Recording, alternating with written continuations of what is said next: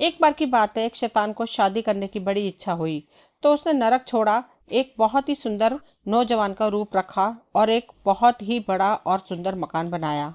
जब वह मकान पूरा बन गया तो उसमें उसने सब तरह का सबसे ज्यादा खूबसूरत सामान रखवाया और सब तरह की सजावट करवाई। उसके बाद वह एक परिवार में गया और अपना परिचय दिया। उस परिवार में 3 बेटियां थीं।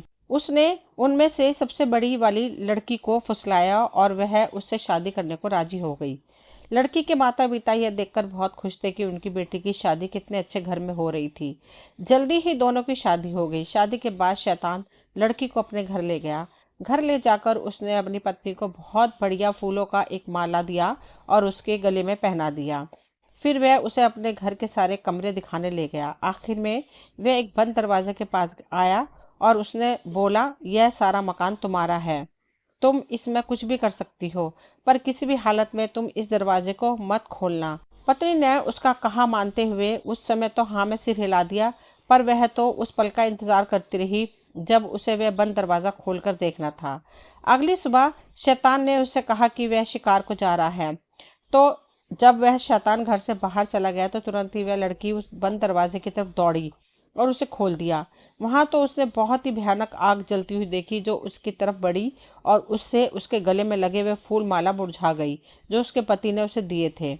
जब उसका पति घर आया तो उसने उससे पूछा कि उसने वह दरवाजा खोला तो नहीं, तो उसने बिना किसी हिचक के जवाब दिया नहीं। पर जब शैतान ने अपने दिए फूल माला की तरफ देखा तो उसे पता चल गया कि वह झूठ बोल रही है। वह बोला, अब मैं तुम्हारी उत्सुकता का और ज्यादा इम्तिहान नहीं लूंगा, आओ मेरे साथ आओ, मैं तुम्हें खुद दिखाता हूँ कि इस दरवाजे के पीछे क्या है।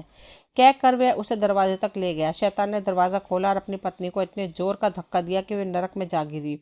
उसके बाद उसने वह दरवाजा बंद कर दिया। कुछ महीने बीतने के बाद उसने उसी परिवार की दूसरी लड़की को अपने साथ शादी करने के लिए फुसलाया और उसका दिल जीत लिया।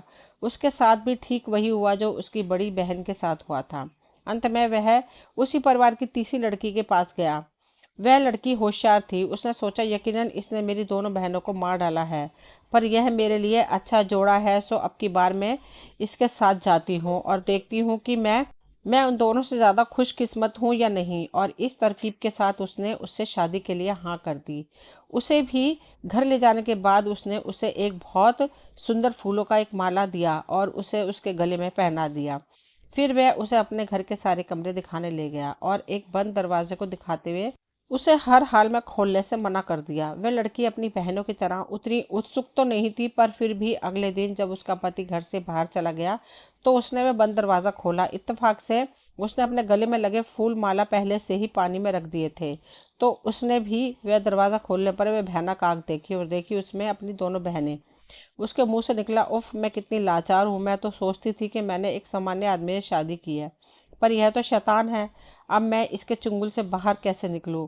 फिर उसने अपनी दोनों बहनों को बड़ी सावधानी से उस नरक में से बाहर खींचा और उन्हें छिपा दिया।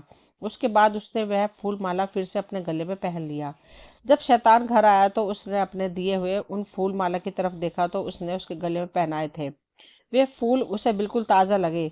सो उसने उस लड़की से कोई सवाल नहीं पूछा। उसे विश्वास हो गया कि उसने अपना वादा निभाया था। कुछ दिनों बाद उस लड़की ने अपने पति से कहा कि क्या वह 3 अलमारियां रास्ते में बिना कहीं उनको नीचे रखे और बिना आराम किए उसके पिता के घर ले जाएगा। शैतान ने कहा, हाँ हाँ, क्यों नहीं, पर ध्यान रहे कि तुम अपना वादा याद रखना, क्योंकि मैं तुम्हें यहाँ से देखती रहूंगी। पत्नी ने कहा। शैतान ने उससे वादा किया कि वह वैसा ही करेगा जैसा उसने उससे करने के लिए कहा है। सो अगले दिन उसने अपनी एक बहन को एक अलमारी में बंद कर दिया और उसे अपने पति के कंधों पर लाद दिया। वह शैतान ताकतवर तो बहुत था, पर साथ में सुस्त भी था। उसके अलावा उसे काम करने की आदत भी नहीं थी। वह उस अलमारी को लेकर चला तो उस भारी अलमारी को उठाते उठाते थक गया। इससे पहले कि वह अपनी उस सड़क से बाहर निकलता जहां उसका मकान था, वह कुछ देर आराम करना चाहता था। तभी उसकी पत्नी चिल्लाई, इसे नीचे नहीं रखना, मैं तुम्हें देख रही हूँ। शैतान अनमनेपन से उस अलमारी को लेकर चलता रहा जब तक कि वह अपनी सड़क के कोने पर नहीं आ गया। वहां आकर उसने सोचा कि यहाँ तो वह मुझे नहीं देख पाएगी, सो मैं यहाँ इसे नीचे रखकर थोड़ा आराम कर लेता हूँ। वह बस उस अलमारी को नीचे रखने ही वाला था कि उसकी पत्नी की बहन जो उस अलमारी के अंदर थी बोली, इसे नीचे मत रखना, मैं तुम्हें देख रही हूँ।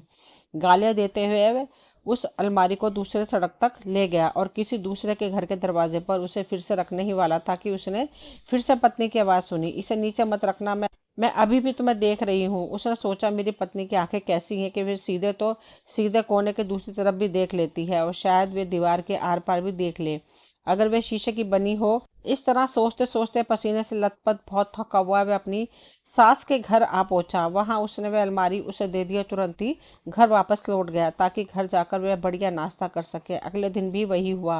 वह दूसरी अलमारी लेकर अपनी सास के घर गया और उसे देकर तुरंत ही वापस आ गया। तीसरे दिन उस लड़की को खुद को एक अलमारी में बैठकर जाना था, सो उसने अपनी एक मूर्ति बनाई और उसे अपने कपड़े पहना दिए। उसने उस शैतान के मकान के छज्जे पर खड़ा कर दिया और खुद अलमारी में जाकर बैठ गई।